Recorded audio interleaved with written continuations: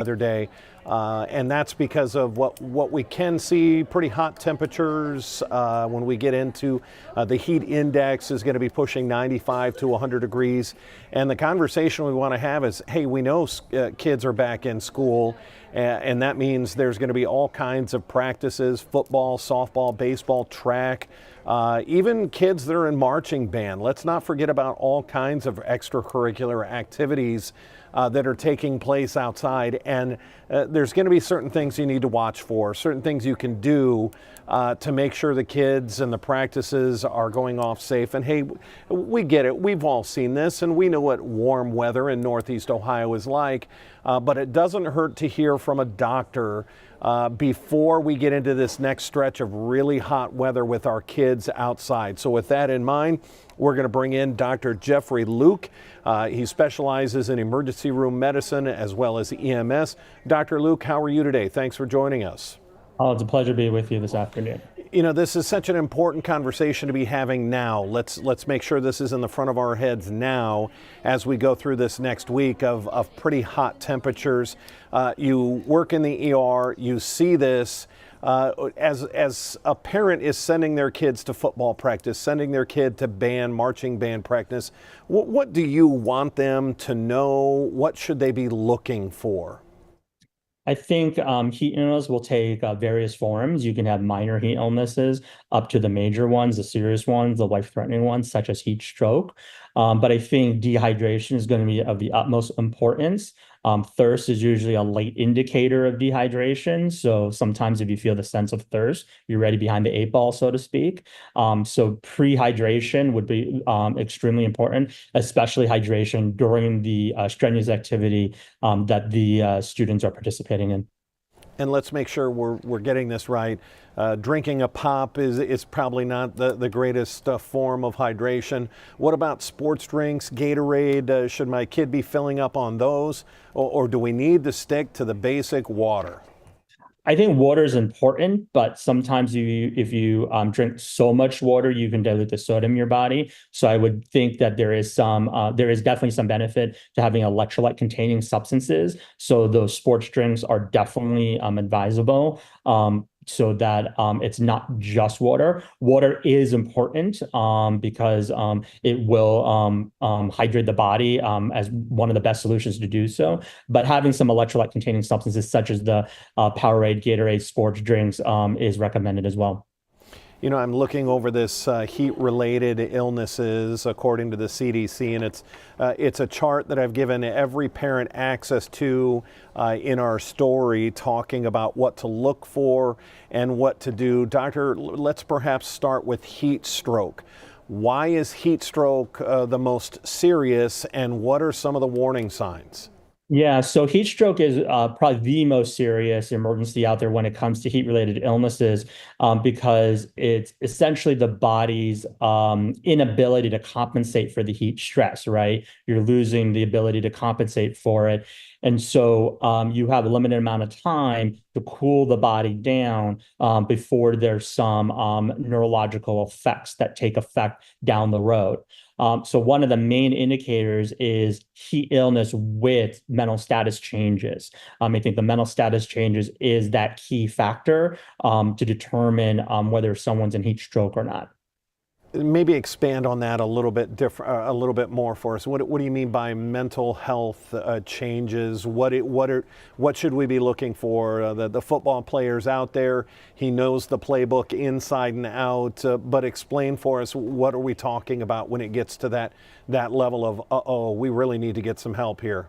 Yeah, sure. And I would say it's mental status, not mental health, just to clarify it, right? Just mental status, right. Yeah, very, very exact here.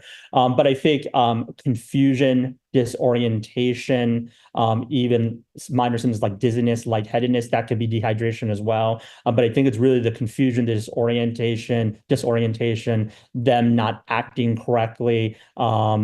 Agitation could present as a mental status change as well. And so that's really signs that there is some neurological effects of the heat illness taking place. I always, in covering this in the past, there's always that, okay, yes, we know we're going to sweat, there's always that uh-oh moment when we're no longer sweating. What is that? What is it saying about where we are physically? Yeah, so absence of sweating does occur in the extreme forms of heat illnesses where your body's just not compensating, right? Really, when we get to the serious forms of heat illnesses, it's when the body loses its ability to compensate for that heat stress. And so the absence of sweating is present. However, just to make people aware, just because you don't have the absence of sweating doesn't mean that they're not in serious heat illness. And the reason for that is usually the sweating will occur with whatever activity they're doing prior to the onset of that serious heat illness, if that makes sense, right? So the sweating is going to lead up to the actual serious heat illness when they become really sick because of the heat. So just because they have sweat present does not mean that they don't have something bad going on.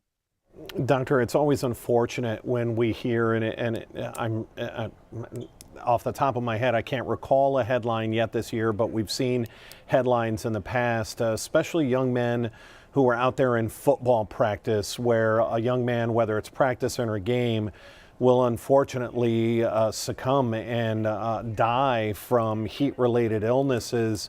In those extreme cases, what's happening? What caused that? Or is there any one thing? Typically, in those cases, if it is truly related directly just to heat, right, and there's no other underlying undiagnosed medical problem, it is really the body's inability to compensate for that heat. It's the typical exertional heat stroke, where we see it in students at football practice. I think that's the most common scenario a lot of people are seeing, but we also see it in long distance races, right? We see it happening in half marathons and marathons, not only across the country, but around the world, that this happens in extremely hot weather. So that's sort of the classification of exertional heat stroke, where they're exerting themselves, and it's young, healthy individuals that this can happen to.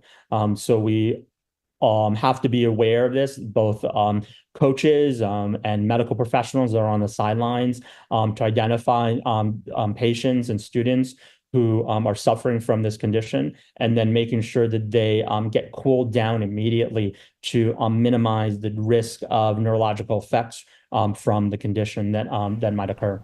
And I'm glad you brought that up. I've also given parents and coaches the ability, if you go to cleveland19.com and click on the story, along with the CDC has an online training on how to spot heat-related illnesses that are coming up in players.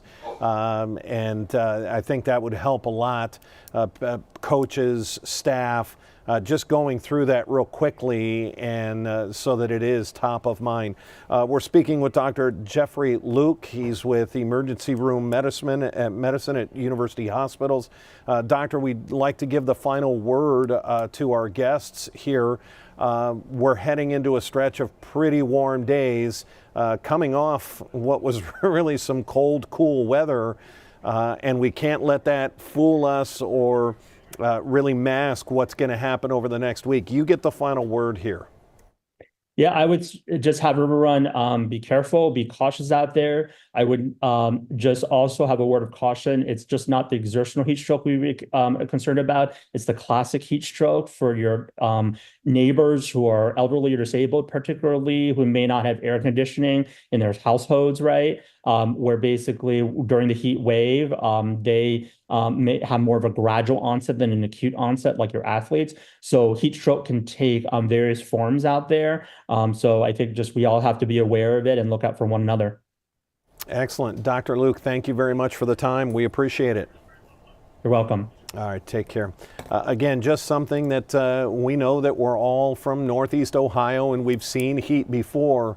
This is just something, let's keep this in mind. Tomorrow expected to be in the low to mid 90s with a heat index stretching into triple digits. And that's where it gets dangerous. That's why tomorrow is a first alert weather day. Just something to keep in the front of your mind. If we have any other breaking news, it'll be here on our digital platforms. Our 3 o'clock news just about 50 minutes away when we start 3.5 hours of news and weather on Channel 19. Until then, I'm Dan DeRosa with 19 News. Have a great afternoon. 19 News is everywhere. Download our CTV apps and follow us on social media @Cleveland 19 News.